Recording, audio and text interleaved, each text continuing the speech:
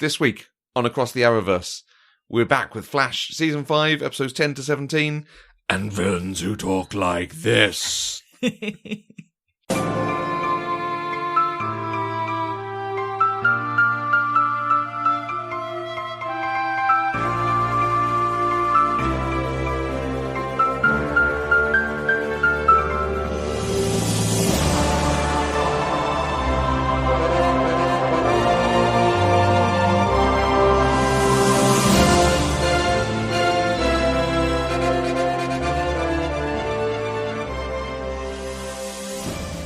Hi everyone, welcome to Across the Arrowverse. I'm Matthew Vose. And I'm Catherine Vose. So we're back, Flash Season 5. I keep looking up Season 4, it's definitely Season 5.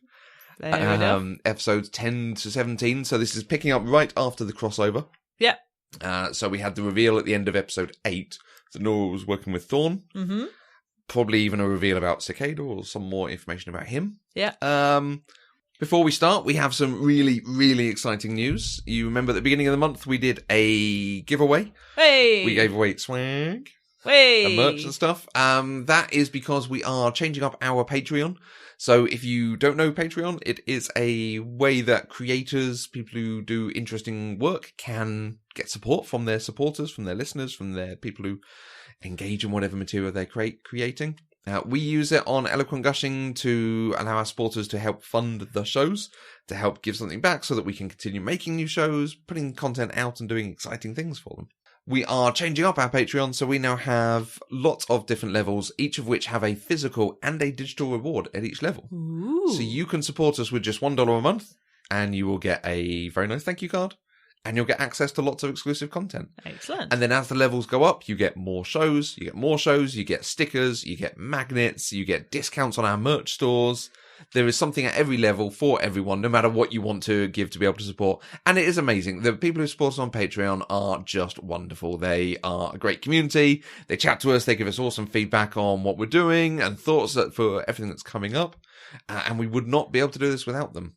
So if you want to check it out, go see what the excitement is. It's going to be live from tomorrow if you're listening to this on day of release. But 1st of October 2019, you can go to patreon.com/eloquentgushing. That's patreon.com/eloquentgushing. Go and check it out. There's lots of cool stuff, lots of exciting rewards, and it would be amazing if people can support us. Thank you, guys.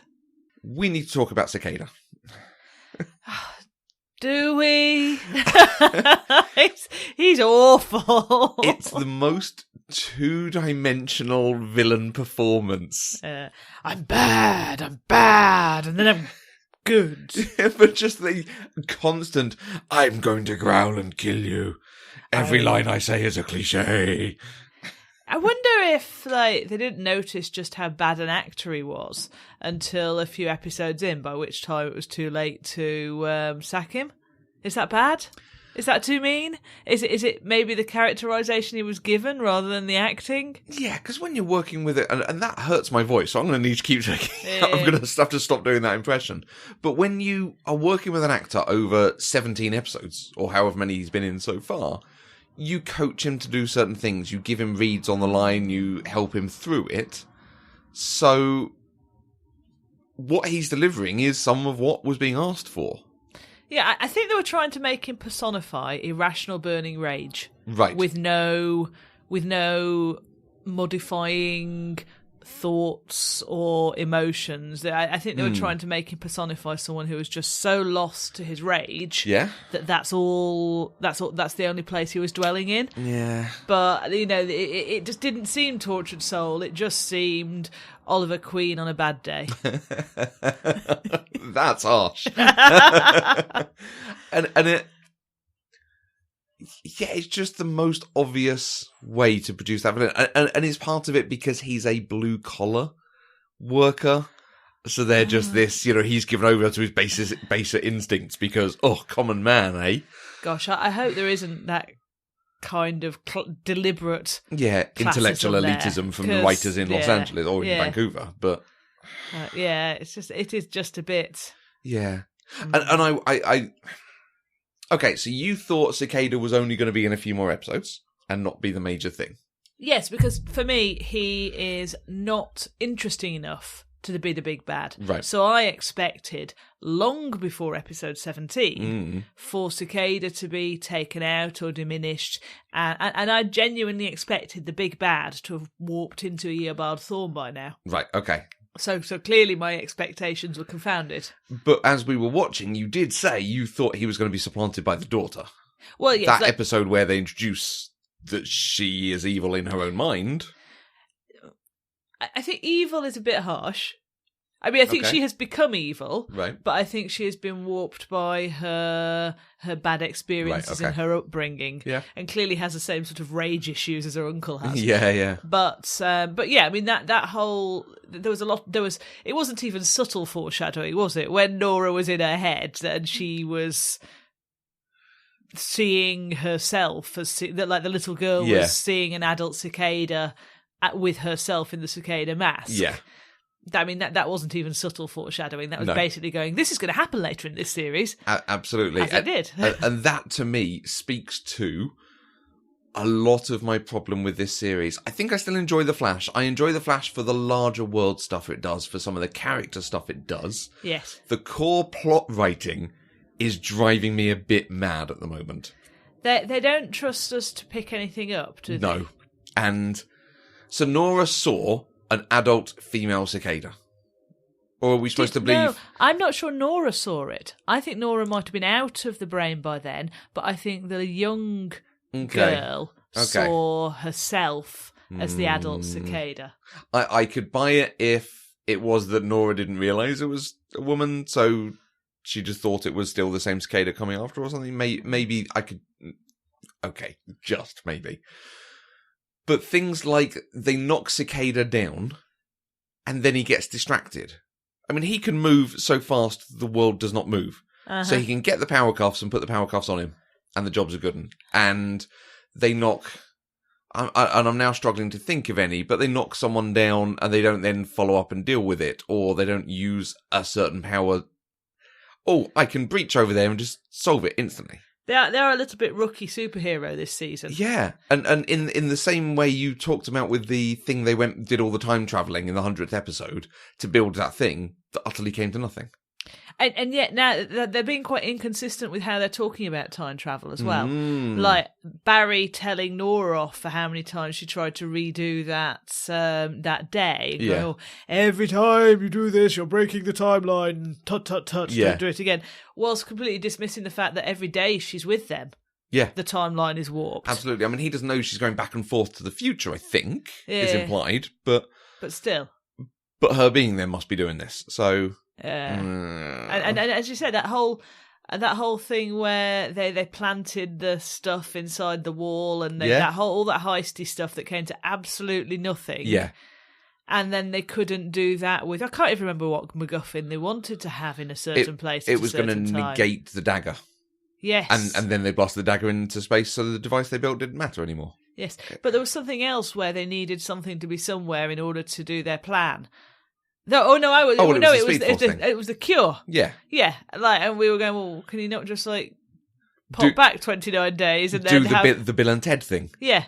But wait, if I put it on top of this light fixture that no one ever looks at, and then pick it down here, hey, it's aged 29 days. But instead of doing that, they had to have Barry in the Speed Force now because it was important that Barry wasn't around. Absolutely. Because every actor gets an episode off, it seems. Yeah. Just every episode, I find myself watching for, okay, who's not in this episode? Right, Cecile's here, and Caitlin's here, Ralph's here. Oh, where's Cisco? Oh, Cisco's off in the underground bunker thing. Do you think Ralph's got another job as well? Because Ralph is the one that seems to be missing the most often. I don't know. Could be. I think yes, because he's not a primary character. Yeah. He, at the moment, doesn't have any plot lines of his own. No. He's a supporting character. He's there to support Cisco's emotional development. Yeah, he's the Mick Rory of this team. Yeah. Although more endearing. Yeah, although you do like Mick Rory. I mean, I like Mick Rory more than you do. Yeah, the one plot they gave Mick as being a writer and then coming out as an author was nicely done. Yes, so. I liked it when Barry was stuck in the power dampening cell and they gave him Mick's book to read. Yeah. That amused me Very a lot. nice touch. There's been a few nice again, this show is here for the references and crossovers and so on. We haven't had any direct crossovers except for Lila in Argus, which has happened before and is not, it is a believable bit of world building. Yeah. But some nice references to other things. That episode with the 1 hour, Cause and Excess, as it's called, they say this must be one of those points in time that the legends say can't be changed. Yes, and I like that. And the thing about, can't you see I'm trying to get my brood on like Oliver Queen down here? It's so true. It is believable, like we've said in elsewhere, that when you do this stuff. So I like you. There's points in the plotting which don't quite hang true. And I think they're just there because they need to extend the narrative arc to fill 22 episodes. Basically. But whereas everything is convoluted and grumpy in Arrow, at least we get some light moments, and we get to take that breather and see some character development. And even if it's not light, the relationship between Nora and her parents, and I am still in shock from how episode 17 ended. Okay. I mean, I'm not in shock in that I'm surprised, but I am a bit like, oh my lord, what's happening next? The fact that we're able to binge these, I think, is helping you. Yes. If we'd watched that and you were like, I cannot wait a month to watch the next episode, as it was, this was their next mid-season break. There was a month to follow up on that cliff, which is why it was such an epic cliffhanger. Yes, but fine. Yeah, that was quite a moment. So let's talk Thorne or Wells, Sherlock. Which one would you rather pick up on? Because there's two stories are interlinked, two characters are interlinked, but also separate. So I'm just going to take a moment to go, my God, that actor's amazing. Tom Cavanagh is wonderful, really isn't he? Wonderful. I mean, we say this every season, every time. But this season, that episode 17, where he was wandering into Harrison Wells' stuff, musing, and he literally sat down and put those glasses on, and you almost saw him morph from Sherlock into Eobard Thorne's Harrison Wells. So well done. Yeah, I think. So one of the things they give the actor is they give him props or accents or styles to help him differentiate. Yes. And I think that must be easy. As a separate note, Danielle Panabaker, who plays Caitlin, they do the same thing with her and Killer Frost. Killer Frost is styled very differently, talks, is written differently. Yes. But what we've seen this season is, at times, she has to channel Killer Frost in the middle of a scene where she is Caitlin Snow. Yes. Because she flips back and forth so often. Especially with her ice suturing. That seems to be a rather convenient medical technique. I think Danielle Panabaker's giving Tom Cavanagh's a run for his money. She's very good. I am genuinely enjoying the difference between the two characters. And more than anything, I think Killer Frost is almost easy to play at times. She's snarky and blah. Yeah. Caitlin Snow, who has to be nice and intelligent and the heart of the team, but still have some characterization, I think is coming across very nicely. I think I'm getting her worry about the team, her concern for people, her need to help and be part of this. Yes. And I like it. I am very impressed with what she's doing, because it feels more subtle than Tom Cavanagh, who's doing big, the putty girl is coming and going to kill us, a putty cicada. He gets some broad strokes to do this stuff with, and it's great. I want to take nothing away from him. I think Danielle might be giving him a run for his money this season. Yes, and there is more of a subtlety to what's happening with the line between Killer Frost and Caitlin Snow. I mean, they allow, when he's not being Eobard Thorne, because the Eobard Thorne Wells is not a caricature of himself, but some of the other Welleses that we've seen over the seasons, he basically is playing a caricature. I mean, French Sherlock Wells. Initially I found it hugely irritating. Now I'm just like, he really is as clever as he thinks he is. Absolutely. Now they've leaned into the Sherlock Holmes-ness of it, and done the same thing that we've seen Benedict Cumberbatch doing, we've seen Robert Downey Jr. doing, of he can pick up all the clues because he never stops thinking and taking stuff in. Yes. It works because it's an it is an abiding character that has been around for 100+ years. So, great. Yeah. So Thorne, that story. I don't know where this is going. Yeah. Do you have any thoughts? No, There are a lot of clues, but I don't quite know what. I don't know how he and Future Cicada are working together, because that seems to be the thing. She's got his time ship, so... Yeah. I'm very interested in the fact that the Starchive... Great name. The Starchive alarm got set off, but nothing was actually taken. Or nothing seems to have been taken. Exactly. They were looking for the time ship, and they found the time ship, but it clearly wasn't taken. So I feel like there's something more there, although, again, it could just be weaker writing. Yeah. Possibly. The countdown clock is the most interesting bit. What is this? What are we counting down to? Yeah. Because the last we know of Thorn, I'm going to dredge my memory here, he was being hunted by the Time Wraith, and I think it even got him. The Time Wraith that is effectively Zoom. Zoom has become the Time Wraith. Right. And it was hunting Reverse Flash, and I think took him down in Legends of Tomorrow. Right. But I'm not sure this is that Thorn. I think this is a Thorn before that, because he's not changed back to his normal, in inverted commas, normal look. Didn't they do some shenanigans, maybe last season, where they had to go back and get some assistance from him for something, and in return, he got something from them, which meant that he didn't end up getting destroyed by the Time Wraith. I mean, they did it this season. But I think they referred back to something that happened previously. Yeah. I just can't remember what that was. I can't remember. I'll try and look for the next one. Yeah. Because that might be useful to inform us. Although, you would hope they'd give us it on a previously... If it's important. Yeah, exactly. They'll tell us again. Yeah, exactly. Although, they don't give us huge amounts on that. They do trust you. The King Shark stuff was just King Shark exists. Yeah. What happened to Grodd at the end of that? He's being kept in a chemically induced coma. Yeah, we're going to come to that episode in a minute. Yeah, I'm enjoying the future stuff. I like the reveal with Nora. Yes. She had her opportunity, and I was a little worried there they were going to reveal it together, either to two different groups, or he was going to help her with the reveal. I love that this has set Nora up as a villain. Or an untrustworthy character. Oh, she's just... I'm not hating her as much as I have been doing. I think she's won your heart. She has won my heart. She's just so... She's so desperate for approval. Right. And she's so desperate to try and make things better. And she's so convinced that anything that goes wrong is because she's made a mistake. Yeah.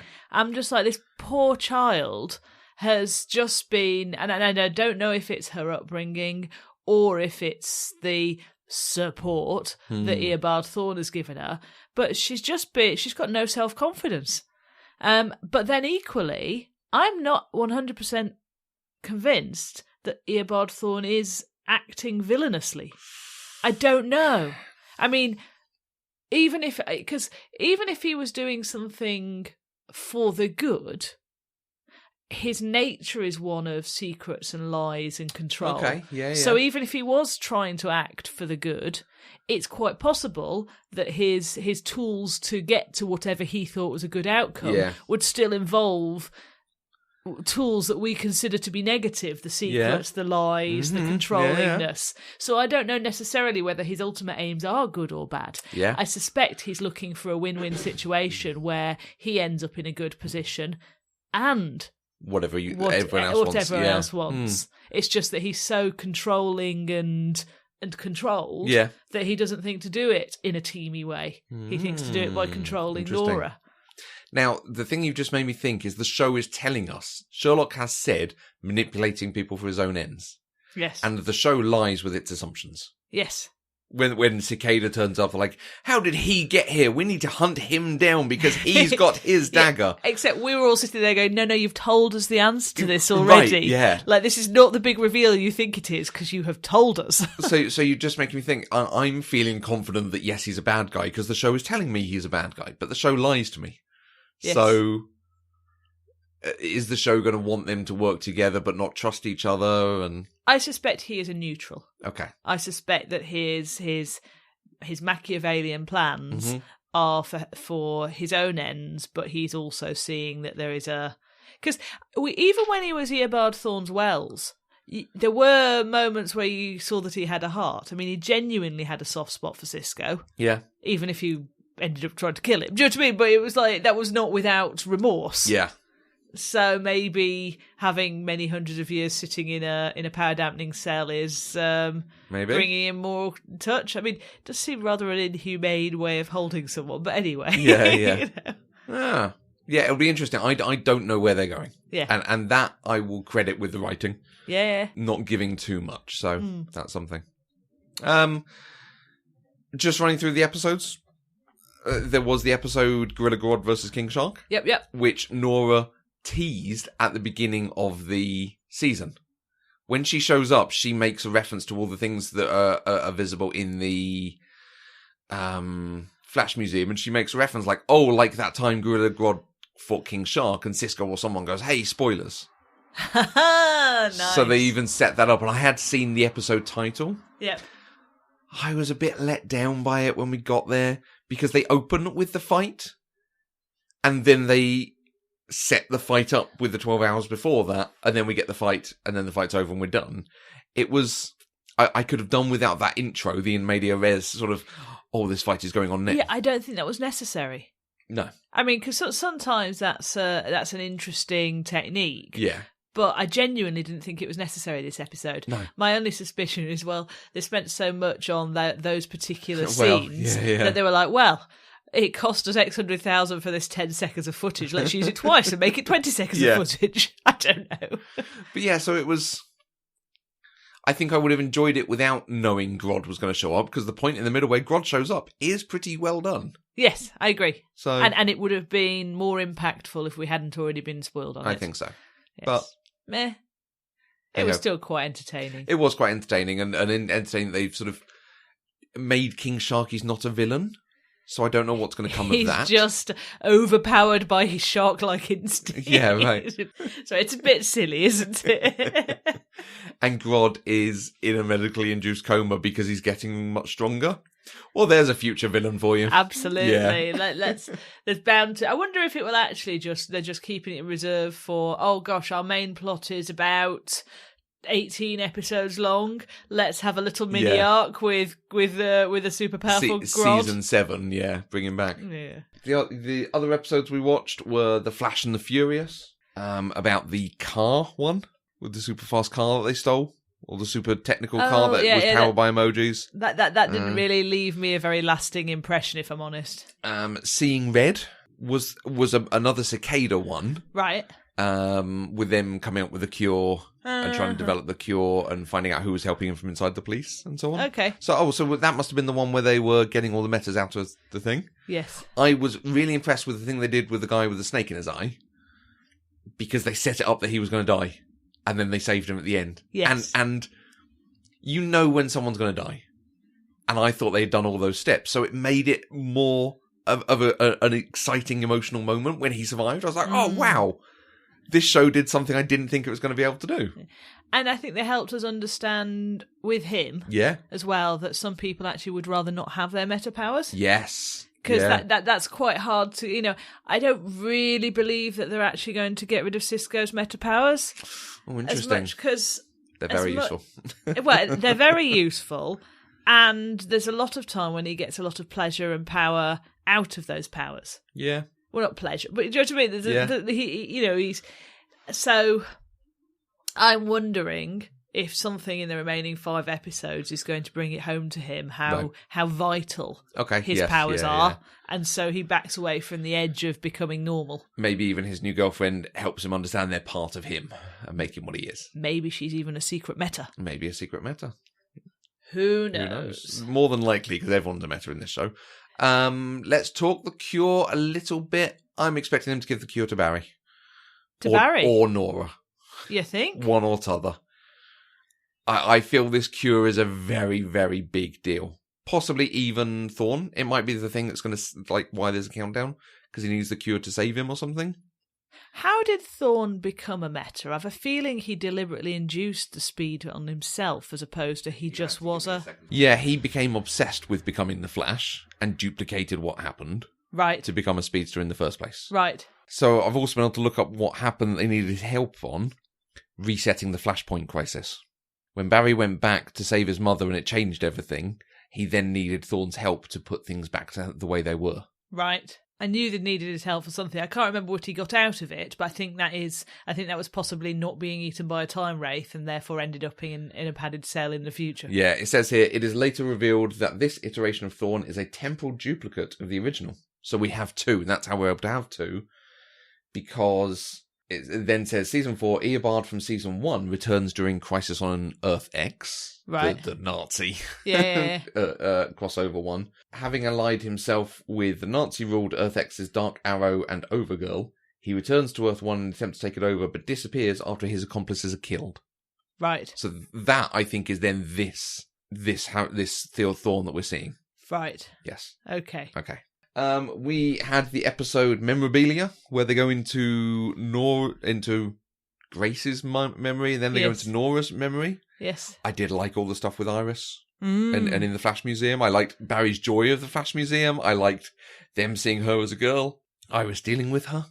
Yeah. It was very nicely done. Iris, who was not our favourite once, is a very good character now. Yes, she really is. I was also very relieved to see that Nora's perceptions of Iris as a mother were that. There were perceptions. Were coloured by, They were coloured by her anger as a child at not having a father, rather than by Iris's actual behaviour. Yeah. Yeah. So. It was very well done, I think. And I think it gave us a lot more into that relationship. And I am interested to see this show continue after the Flash disappears. Yeah. I don't think it will. I would be interested to see Nora as a girl and how Iris now deals with her. The episode Gold-Faced, the thing with that was filler.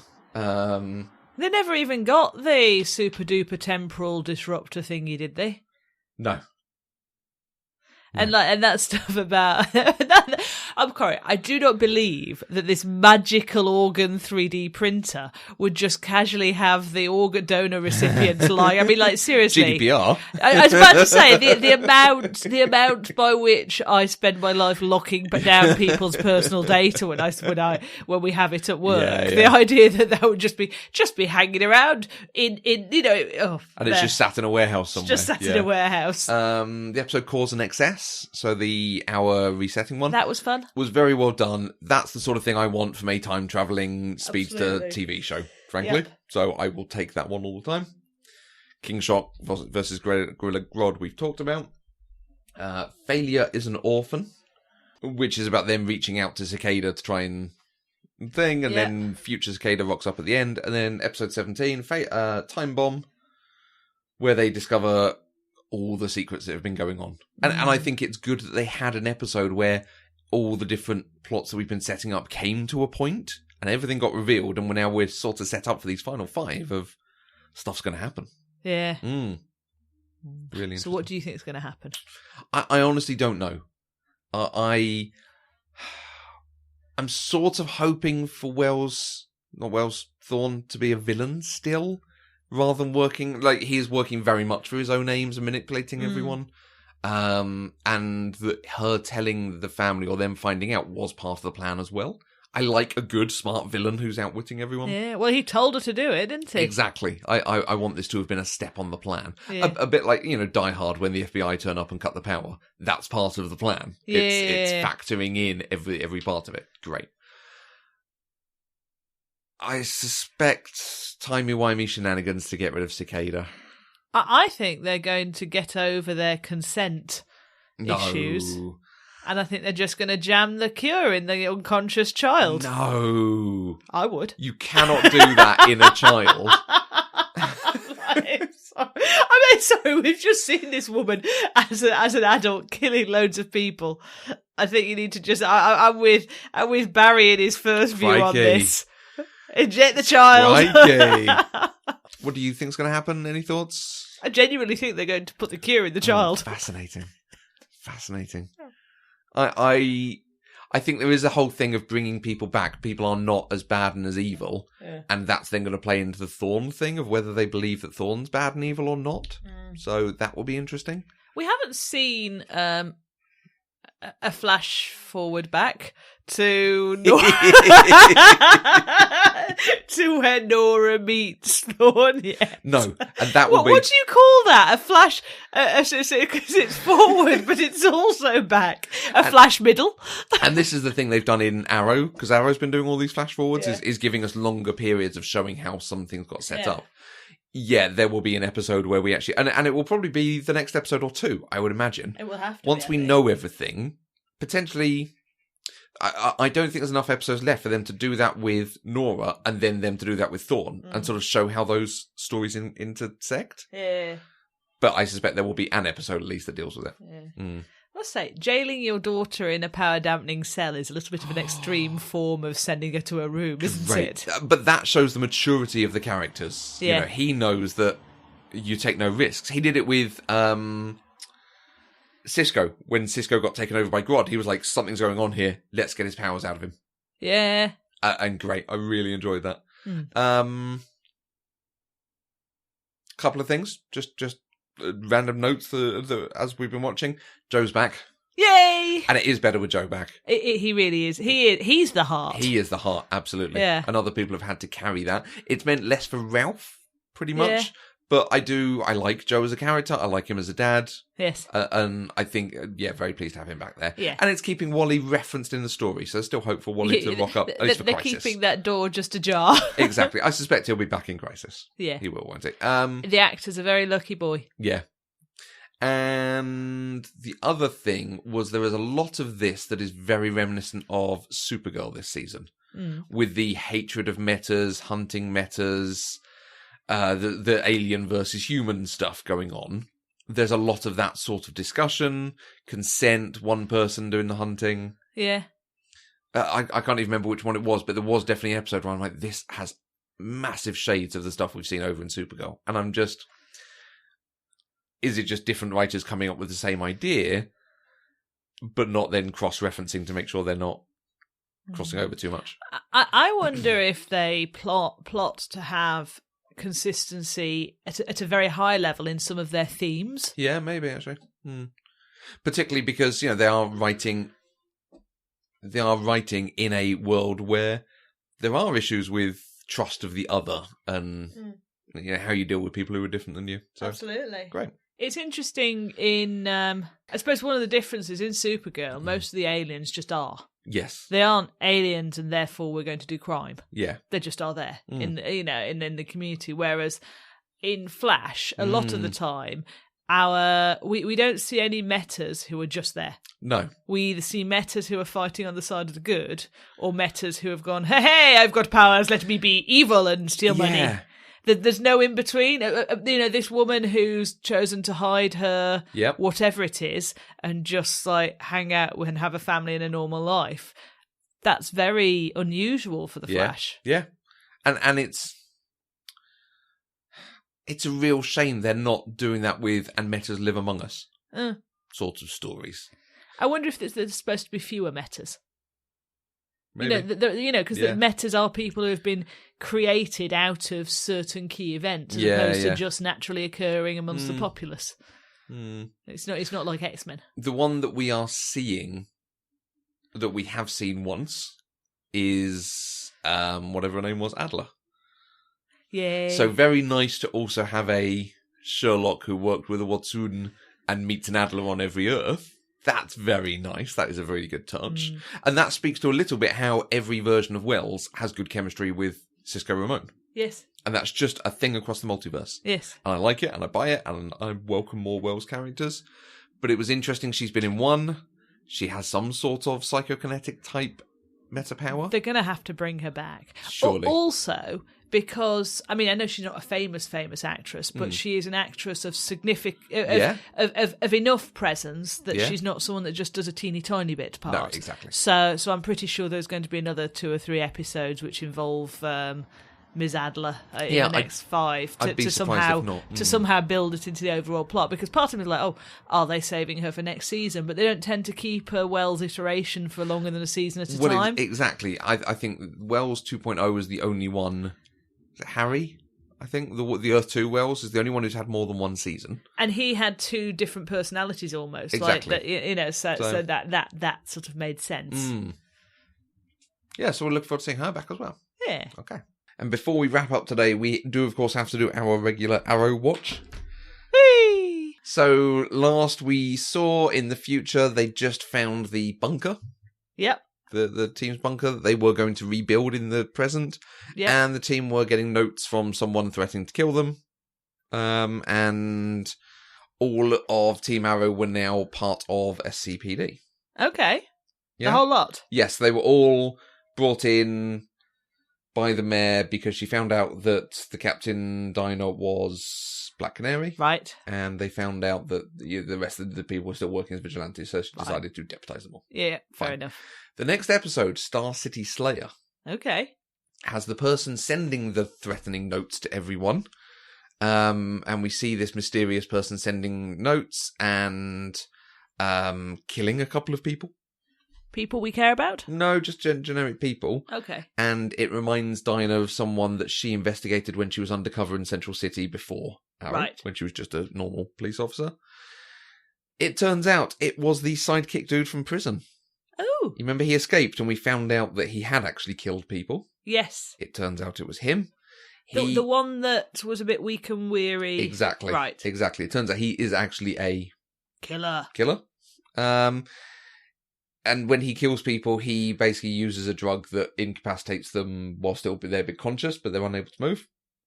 He does this to Oliver and Felicity and William in their flat, in their apartment building, and knocks out all the power grid so Felicity's security system doesn't work, and goes and attacks them, and Oliver is just about able to overcome the incapacitation with the help of William to take him down before he kills Felicity, and everyone else barges in and stops him. Right.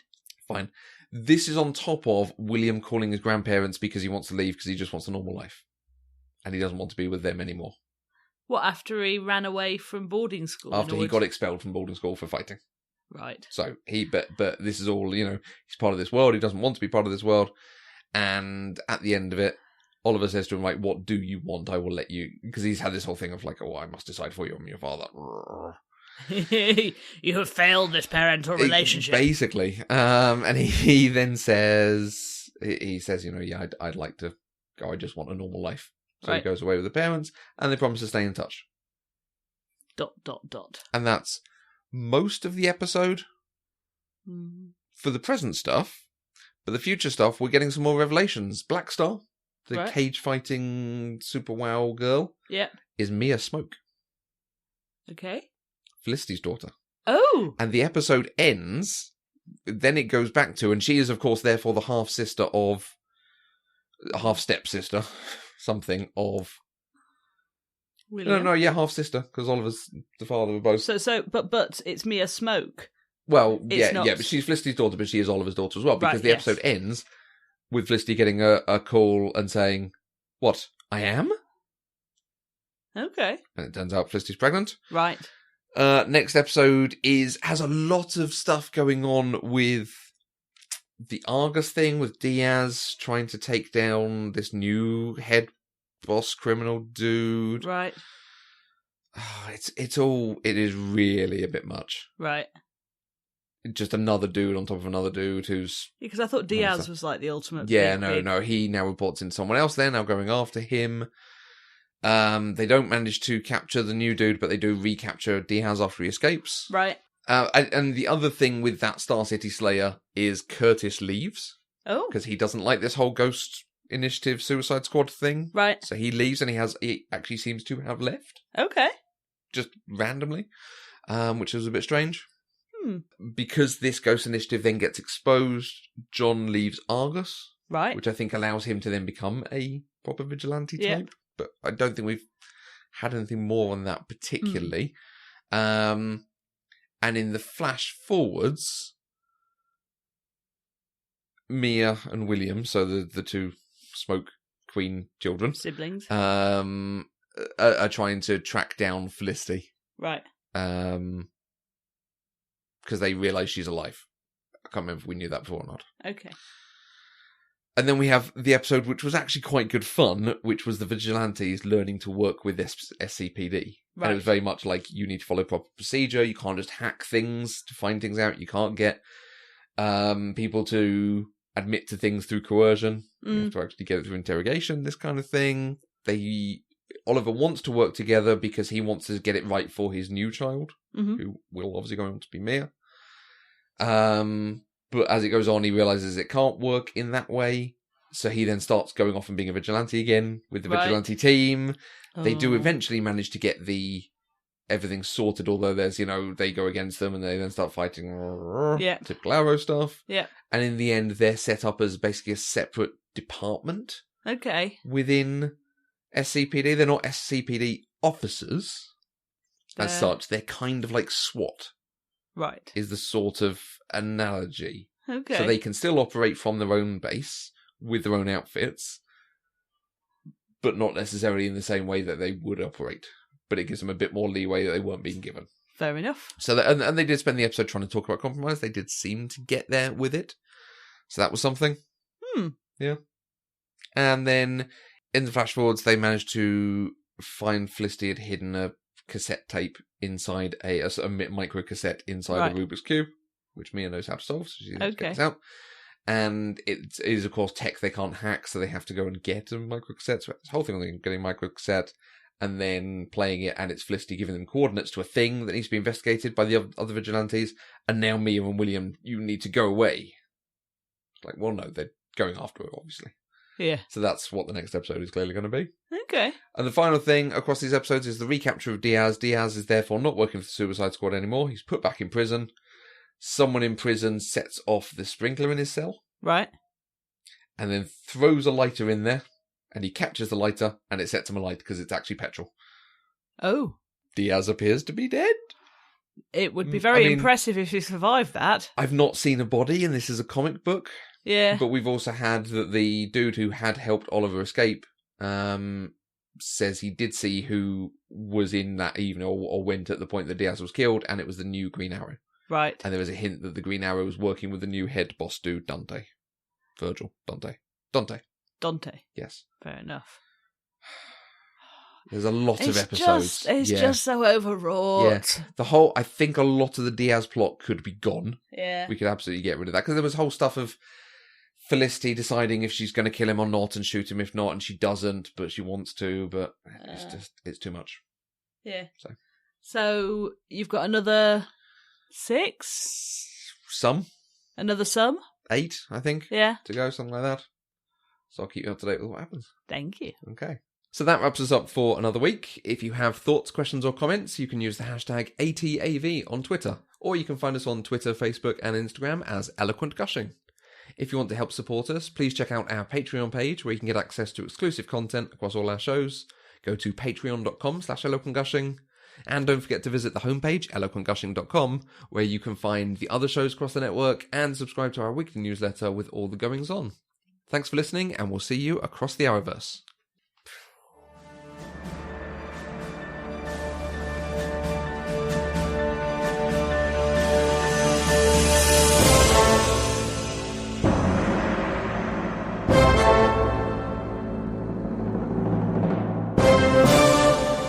Across the Arrowverse is an Eloquent Gushing production.